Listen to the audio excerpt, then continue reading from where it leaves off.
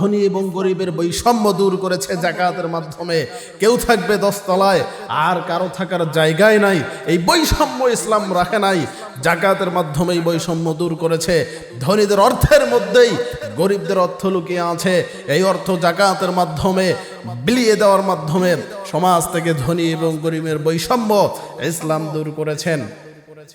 দেখা যাচ্ছে কারো টাকার অভাব নাই, টাকার কোনো হিসাব নাই, আবার কেউ 3 বেলা খেতেই পাচ্ছে না। তবে যারা অভাবে আছেন, একটি আমল আপনাদেরকে বলে যাই, স্বামী আর স্ত্রীর মধ্যে সম্পর্ক ডেভেলপ করেন, বিল্ড আপ করেন, সুন্দর করেন। আপনার স্ত্রীর 3 জায়গায় যদি চুমু দিতে পারেন, আপনি অভাব থেকে দূরে থাকবেন ইনশাআল্লাহ। কুব্বালাতুল খদ্দে, গালের মধ্যে চুম্বন করবেন স্ত্রীর। কুব্বালাতুল আইনাইন, কপালের মধ্যে চুম্বন করবেন। এবং কুব্বালাতুল ইয়াদি, হাতের মধ্যে চুম্বন করবেন। অভাব থেকে আল্লাহ রাব্বুল আলামিন আপনাকে দূরে রাখবে এবং আল্লাহ রাব্বুল আলামিন আপনাকে সম্পদ দিয়ে কিন্তু পরীক্ষা করবেন। ওয়ালানাবলুওয়ান্নাকুম বিশাইইম মিনাল খাউফি والجوع ونقص من الأموال والأنفس والثمرات وبشر الصابرين। আল্লাহ পাক রব্বুল আলামিন আপনাকে সম্পদের মাধ্যমে, কোনো কিছু ক্ষতির মাধ্যমে, সন্তানের মাধ্যমে পরীক্ষা করবেন। কারণ আল্লাহ পাক রব্বুল আলামিন দেখতে চান কারা ধৈর্য ধারণ করতে পারে। লাইন শাকারতুম লাযীদান্নাকুম ওয়া লাইন কাফারতুম ইন্না আযাবি লাশাদীদ। আল্লাহ পাক রব্বুল আলামিন বলেন, যে ব্যক্তি আমার নিয়ামত পাওয়ার পর আমার নিয়ামতের শুকরিয়া আদায় করে, আমি আল্লাহ তার নিয়ামতকে আরো বৃদ্ধি করে দেই। আর যে ব্যক্তি আমার নিয়ামত পাওয়ার পর আমার নিয়ামতকে অস্বীকার করে, আমার নিয়ামতের কথা ভুলে যায়, আমি আল্লাহ তার থেকে নিয়ামত আরো উঠায় আনে। বনি ইসরাইলের 3 ব্যক্তি, একজনের শরীরের মধ্যে শ্বেতরোগ, আর একজনের মাথার মধ্যে চুল নাই, আবার আর একজন অন্ধ ব্যক্তি। আল্লাহ পাক রব্বুল আলামিন পরীক্ষা করার জন্য ফেরেশতা পাঠায় দিলেন, ফেরেশতা যাও আমার বান্দাকে একটু পরীক্ষা করে দেখি, বান্দা পরীক্ষায় পাশ করতে পারে কিনা। ফেরেশতা প্রথমে শ্বেতরোগীর কাছে এসে হাজির হয়ে গেল। বলো তোমার কি প্রয়োজন? শ্বেতরোগী বলল, আমার প্রয়োজন হলো আমি লোক সমাজে মিশতে পারি না। আমার এই রোগের কারণে মানুষ আমাকে ঘৃণার চোখে দেখে। আমি এই রোগ থেকে যদি মুক্তি পাই, আমার মন বড় ভালো হয়ে যাবে। ঠিক আছে, আল্লাহ তাআলার দয়ায় ফেরেশতা শরীরে হাত বুলাইয়া দিল, আল্লাহ রোগ থেকে মুক্তি দান করলেন। আর কি চাই? বলে, আমার যদি একটা উট থাকতো ভালো হতো। উটও দিয়ে দেওয়া হলো।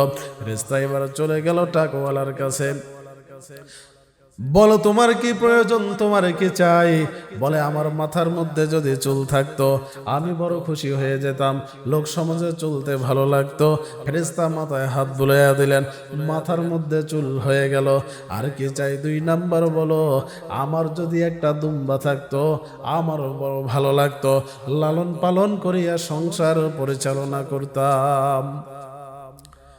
ফেরেশতা একটা দুম্বার ব্যবস্থা করে দিলেন। এবার ফেরেশতা চলে গেলেন অন্ধ ব্যক্তির কাছে। বলো না তোমার কি প্রয়োজন? আমি এই দুনিয়া চোখে দেখতে পারি না, চোখে যদি আমি দেখতে পারতাম আমারও কতই না ভালো লাগতো। সুতরাং আল্লাহর কাছে আমার একটা দাবি,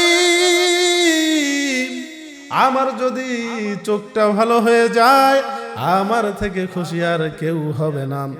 ফেরেশতা চোখে হাত বুলাইয়া দিল, সঙ্গে সঙ্গে চোখ ভালো হয়ে গেল।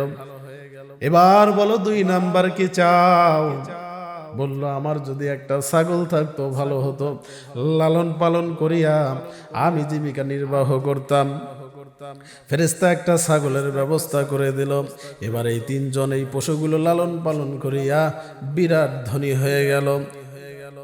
এবার আল্লাহ পাক রব্বুল আলামিন ফেরেশতা আবার পাঠিয়ে দিলেন, ফেরেশতা যাও যাও আমার বান্দাদেরকে একটু পরীক্ষা করো, সম্পদ পাওয়ার পর তারা আমাকে ভুলে গিয়েছে কিনা একটু পরীক্ষা করে দেখো।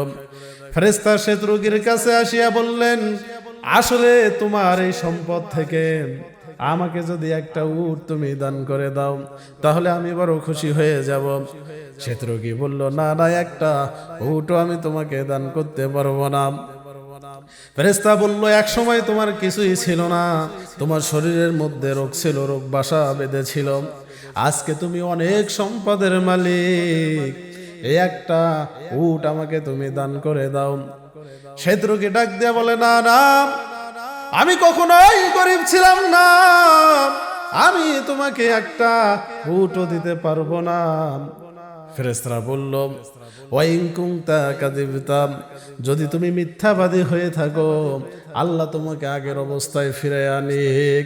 সঙ্গে সঙ্গে তার শরীরের মধ্যে আবার রোগ শুরু হয়ে গেল এবং উটগুলো সব মারা গেল। ফেরেশতা চলে গেল 2 নাম্বার ব্যক্তির কাছে। আগে যে ছিল টাকওয়ালা, মাথার মধ্যে চুল ছিল না, যাওয়ার পর বলল, আমাকে যদি একটা দুম্বা দাও তাহলে আমি খুশি হয়ে যাব, আমি মুসাফির মানুষ। বলল, না না, তোমাকে একটা দুম্বা আমি দিতে পারবো না, বহু কষ্ট করে সম্পদের পাহাড় আমি গড়েছি। ফেরেশতা ডাক দিয়ে বলল, এক সময় তো তোমার কিছুই ছিল না, মাথার মধ্যে তোমার টাক ছিল, এক সময় তোমার কোনো সম্পদ ছিল না, আজকে তুমি অনেক সম্পদের মালিক, আল্লাহ রাস্তায় একটা দুম্বা দান করে দাও। শত্রুকের মাথা গরম হয়ে গেল, না না, তোমাকে আমি একটা দুম্বাও দিতে পারবো না, আর আমি কোনো সময় গরিব ছিলাম না, আমি সব সময় ধনী ছিলাম। ফেরেশতা বলল, ওয়াইন কুনতা কাযিবতা, যদি তুমি মিথ্যাবাদী হয়ে থাকো তাহলে জানো তুমি আগের অবস্থায় ফিরে যাও। সঙ্গে সঙ্গে তার মাথায় আবার টাক হয়ে গেল এবং দুম্বাগুলো সব মারা গেল। এবার ফেরেশতা চলে গেল অন্ধ ব্যক্তির কাছে, তোমার ছাগল থেকে, এই এতগুলো ছাগলের পাল থেকে আমাকে একটা ছাগল তুমি দান করে দাও। তোমার তো এমন একটা সময় ছিল এ দুনিয়া দেখার মতো তোমার শক্তি ছিল না, আজকে আল্লাহ তোমাকে এত সম্পদ দান করেছেন, আল্লাহ রাস্তায় তুমি একটা ছাগল দান করে দাও। অন্ধ ব্যক্তি বলল, আমি আমার আল্লাহকে ভুলে যাই নাই, আমার আল্লাহ যদি চান আমার সবগুলো ছাগল আল্লাহ রাস্তায় আমি দান করতে রাজি। তুমি যদি চাও সবগুলো ছাগল আমি আল্লাহ রাস্তায় দান করে দিব, আমি আমার আল্লাহকে ভুলে যাই নাই। লা শাকারতুম লাযিদান্নাকুম ওয়া লা কাফারতুম ইন্না আযাবি লাশাদীদ। আল্লাহ পাক রব্বুল আলামিন তার নিয়ামত পাওয়ার পর যে ব্যক্তি নিয়ামতের শুকর আদায় করে আল্লাহ তার নিয়ামতকে আরো বৃদ্ধি করে দেয়।